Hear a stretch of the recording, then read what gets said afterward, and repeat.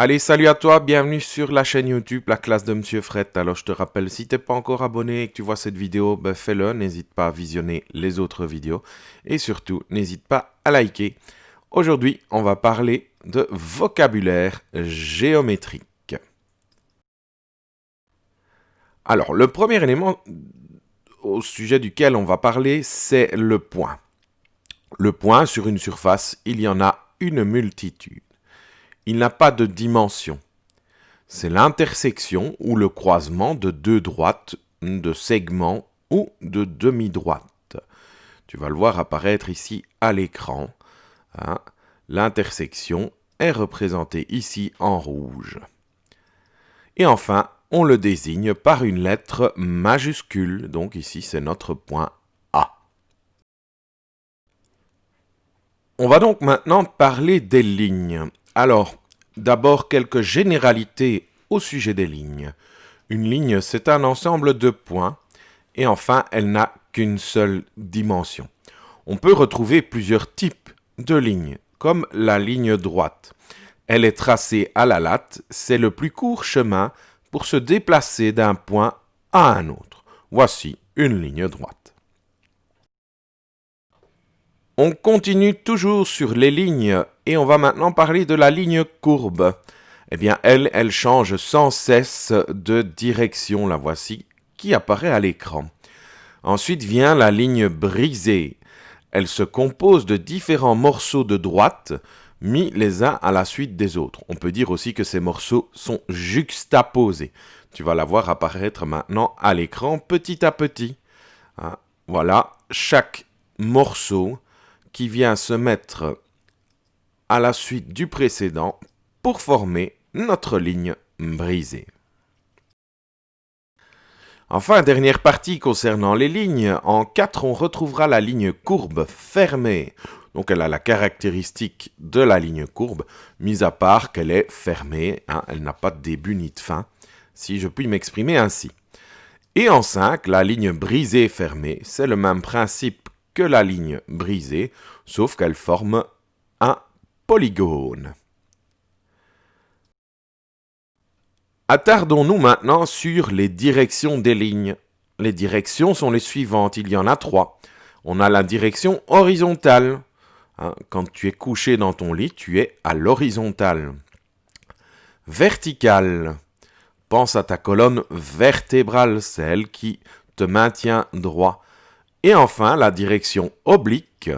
Quand tu es sur un toboggan, eh bien, c'est grâce à cela que tu glisses parce que la pente du toboggan est mise en oblique. On va maintenant parler de la droite. Alors, qu'est-ce qu'une droite? Eh bien, c'est une ligne formée par une infinité de points.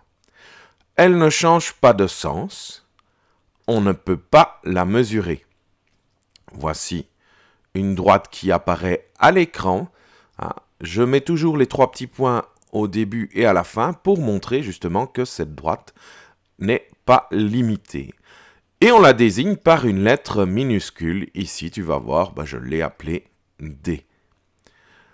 Nota bene, cette droite peut servir à la représentation des nombres. On l'appelle alors droite numérique. Il y a aussi ce qu'on appelle la demi-droite. Une demi-droite, c'est une partie de droite. Elle est limitée d'un côté par un point. Voici ici le début de ma ligne droite avec le point que l'on va appeler Z. Tu vas le voir apparaître dans le petit cercle rouge. Voilà, l'origine, c'est l'extrémité de la droite. Et de l'autre côté, je mets les 3 petits points pour dire qu'elle continue de l'autre côté. Et donc, je l'appelle B. Donc, elle a une origine, mais pas de fin. C'est ce qu'on appelle la demi-droite B d'origine Z. L'origine, c'est également le point de départ. On ne sait pas la mesurer. On va maintenant parler du segment de droite. Le segment de droite, c'est une portion de droite limitée par 2 points. Il a une origine et une fin. Tu vas voir ici apparaître le début mentionné par la lettre A, la fin du segment avec la lettre B toujours en majuscule puisqu'on parle d'un point. Et voici mon segment AB. On peut le mesurer. Et pour le nommer, on va utiliser des crochets. On débute à A et on termine à B. Et là, il ne faut pas oublier de refermer le crochet. C'est le segment AB. Et lorsqu'on veut parler de la longueur d'un segment, on écrira AB, le tout surmonté par une petite ligne.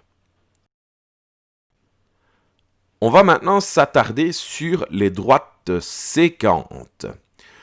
Ce sont des droites qui se coupent en un seul point. On les désigne par des lettres minuscules. Tu vas voir apparaître à l'écran 3 droites différentes. Voici la A en jaune que je prolonge par 3 petits points pour dire que ce sont des droites. La droite B qui va apparaître avec la même chose, les 3 petits points à la fin et au début pour montrer que ce sont des droites. Et enfin, la droite C avec les 3 petits points qui montrent que c'est une droite. Le point de rencontre est désigné par une lettre majuscule. Tu vas voir apparaître chaque point de rencontre dans un petit cercle. Voilà le point de rencontre X, le point de rencontre Y et le point de rencontre Z. Leur point de rencontre est aussi appelé point d'intersection. A et B sont séquentes. On écrira d'un point de vue mathématique A séquente AB. Tu vois qu'on a le sigle parallèle qui est barré. Mais A est aussi séquente AC. Et enfin, on peut dire que B est aussi séquente AC. On va maintenant parler des droites perpendiculaires.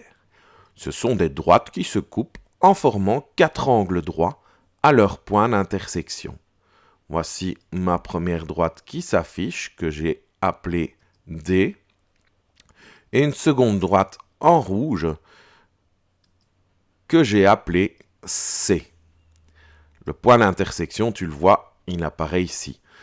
Et tu vas voir apparaître les 4 angles droits formés par le croisement de D et C. On peut dire ainsi que C est perpendiculaire à D. Le sigle de la perpendicularité, c'est ce petit t à l'envers. On peut aussi dire que D est perpendiculaire à C. D'un point de vue mathématique, il est aussi correct de dire que C et D sont séquentes. Il y a aussi les droites parallèles. 2 droites sont parallèles lorsqu'elles ont la même direction. On peut retrouver ainsi des droites parallèles distinctes, c'est-à-dire qu'elles sont différentes. Tu vas les voir s'afficher à l'écran. On a ici notre droite D, et ensuite on a une autre droite, la voilà, que j'ai appelée E. On peut dire que D est parallèle à E, ou que E est parallèle à D. J'aime toujours bien l'exemple du ski. Le ski, tu sais skier parce que tes skis sont parallèles. Si à un moment donné tes skis se croisent, tu valses dans le décor.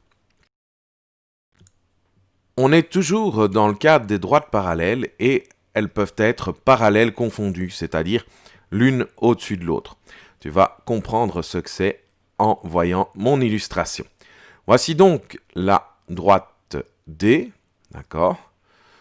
Eh bien, tu vas voir qu'il y a une autre droite que j'ai appelée E qui va venir se superposer à la droite D. Voilà, elle vient se placer au-dessus.